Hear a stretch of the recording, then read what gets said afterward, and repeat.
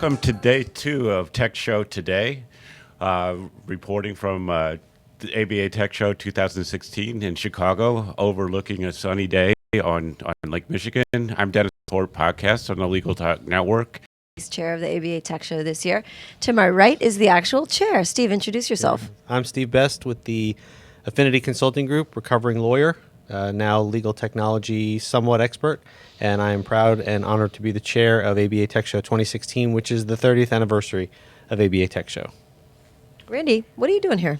I ate breakfast this morning, wandered in, and saw you guys. Thought I'd sit down. Tell everybody what you do for a living when you're not being hysterical. Well, so in the minority of my time, I am a practicing attorney. I defend physicians in healthcare institutions. I have a firm called Foley, Barron, Metzger, and Yipe in southeastern Michigan, and I try a lot of cases.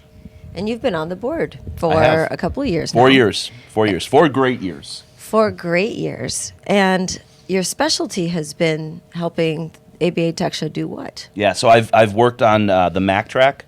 Macs are a passion of mine. I've had Macs in my practice since I started it back in 2009.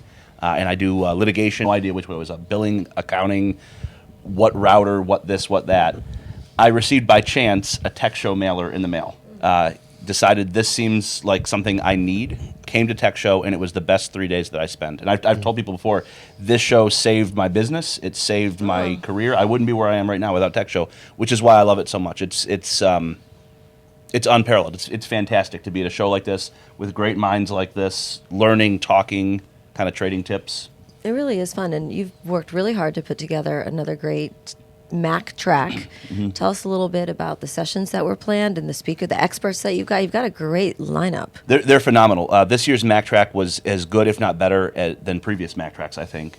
We've tried to coordinate a sensible Mac track, something that makes sense to not just folks working on PCs and that are a little bit curious about switching to Macs, but teaching Mac-using attorneys how they can use the Mac more productively in their own practices, which was about how to actually pull the using a PC to a Mac, what analogous software there is on the Mac side, and adopting that, learning the built-in workflows to the Mac iOS or OS, and then if you can't find something on the PC side, you virtualize a computer, and you can run it like that.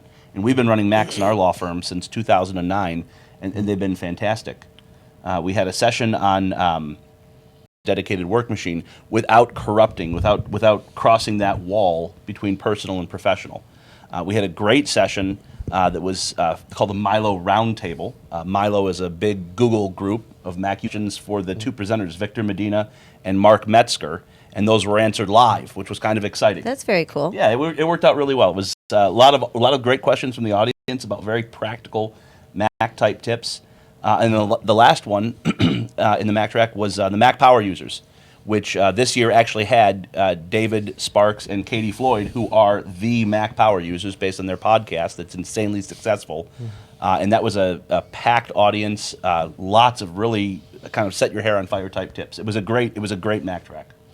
So how was the attendance this year? We were talking before the show started how back when I was on the board 1,000 years ago, and when Adriana was first on the board, 900 years ago, we used to lobby for one Mac session and be voted down whatever to one. And then when we started the Mac thing, it seems like it's standing room only. What was the attendance this year? Yeah, so this year attendance was actually down in the first couple of sessions, and we talked about that between the faculty and myself. And I think part of the reason was some of the other options that were competing with the Mac track were insanely cool this year. Yeah. I mean, there have been some really, really tough decisions for a lot of the attendees in deciding what to go to. So attendance was down from what it was traditionally in the first 2 sessions, but it picked right back up in the third. And again, it was that same situation again in the 4th session, a packed room, one of the larger halls downstairs. So yeah, there's a lot of stiff competition on the agenda for any session. Yeah. I've had a lot of people say to me, I wish I could be in 2 places. Mm-hmm. So That'll be in another year or so when we can virtualize ourselves. Oh my God, I can't wait. Yeah. I think the other issue with the Mac track, the early on Mac track, is that a lot of people are repeat attendees. Yeah. And they've already switched to the Mac. So they wanted to go to the more advanced stuff. Yep. And they skipped the basic stuff. Yeah. I've had some Mac track groupies, and we can call them that. That's all right. We're comfortable with that. Say, like, man, I'm sorry. but I really want to go to this other thing, and I know you guys are around, so we'll hang out later. So it was great, though. It was good for the people that were there. It was even better for the people who attended later. That's great. You know, Randy, I think that you have a classic story that I've seen over the years happen a lot, where somebody who's interested in technology as a lawyer comes here for the first time. They discover like the kindred spirits. They get involved, and then they start speaking, and they become regulars on the board. Do you find, say, in the Mac track, the tracks you're working with, are there other people like you who just started out as practicing lawyers, came here, and now all of a sudden they're part of the faculty and really able to express themselves and help lawyers? Yeah, absolutely. One of the great parts about this conference is meeting other people that are in that same kind of situation, lawyers who want to become more efficient. And, as a lawyer, I mean, we know this, your time literally is money. There's a direct dollar relationship between the time you spend on something and the time you don't spend on something. And so going to a conference for someone who bills by the hour is a daunting proposition, because you're taking time out of the office, you're taking money off the table, you're taking money out of your pocket, and there needs to be a return. And TechShow is, for me, one of the few conferences that I can go to, and I'm not missing that revenue. I know that I'm going to learn something here. And it's happened every year. I think, what more could Randy Juip learn? But every year I walk away thinking, how did I not know that? Or how could I not have figured this out? Or it's just unbelievable. And when you gain productivity, I mean, you gain 6 minutes a day. That's a 0.1 on the bill sheet. You do that 5 times a week. You do that 50 weeks a year. That's real money. Right. I mean, that'll pay for that new whatever thing it was that now I have to buy. Which can be expensive in the Mac world. It can, right. but it's worth it because it's pretty. Yeah. Steve, it's almost over for you. It is. I have one and a half About more days. 24 more hours. That's right. And then I pass the baton or the proverbial whip to just you. make sure it's bedazzled. Tell us about your year as tech chair. Tech show chair. This was it was really an incredible year. I mean, when we first met, which the board met right after TechShow 2015, immediately after TechShow 2015, in the room where we said goodbye to my predecessor, Brett Burney. We had a meeting immediately after that lunch, and basically, at that point, I challenged the board. I said, I want to break out of this little box that we're in. TechShow, I think, TechShow is a great show. I mean, it's a phenomenal conference, and if you've not been, make plans to be here next year for sure.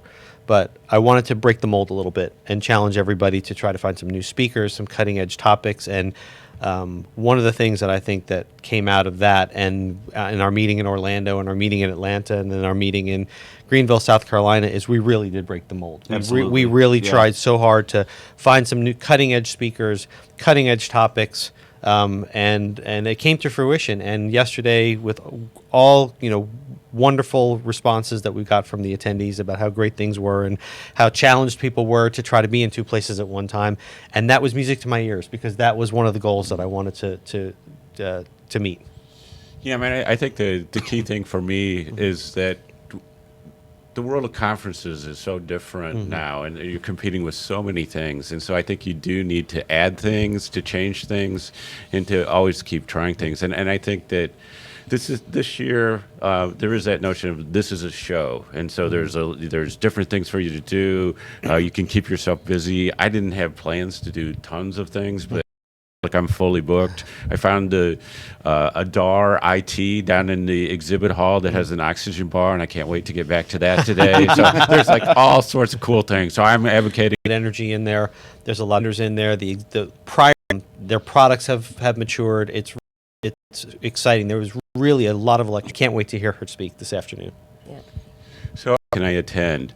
Can I pretend I'm interested in starting a blog and go beer for bloggers? Do the Taste of Tech show. I mean, that's sort of one of my things is like if you look. And the other thing that I want to mention is our faculty is phenomenal this year, and everyone is approachable and greets people with open arms. They want to hear your individual story and engage with you. And that's one of the wonderful things about this conference, too, that as opposed to some of the other conferences I've been to, I think the faculty is they're warm, they're open, and they're really willing to listen to what your story is and help you with your issues and listen and really engage with you.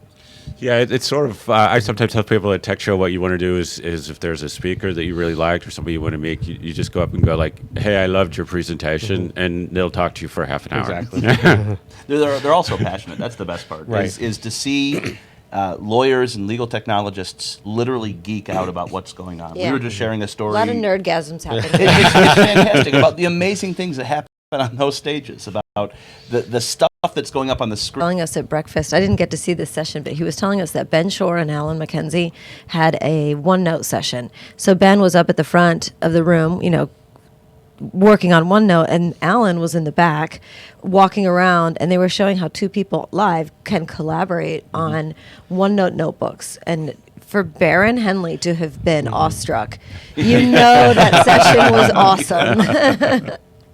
So that was great. No, we definitely have some very creative and amazing speakers and sessions this year. I hate to see it close down tomorrow. It's a lot of fun. You're ready for it to close down tomorrow. Well, and you're ready to take the reins. 12 months to Tech Show 2017. That's right. Right. And I think it's almost the same exact dates next year. That's right. Well, thanks so much, you guys, for taking some time this morning. I know This we've was all got to fun. get moving to kick off the second day, Friday, TGIF, and I really appreciate it. Absolutely. Should we invite people back for our later shows today, which I think are at different times today? Yeah. Is it 1:30 and Yes. 5 Make sure you Central? come back at 1:30 and 5 o'clock Central Time for the next episode of Tech Show Today.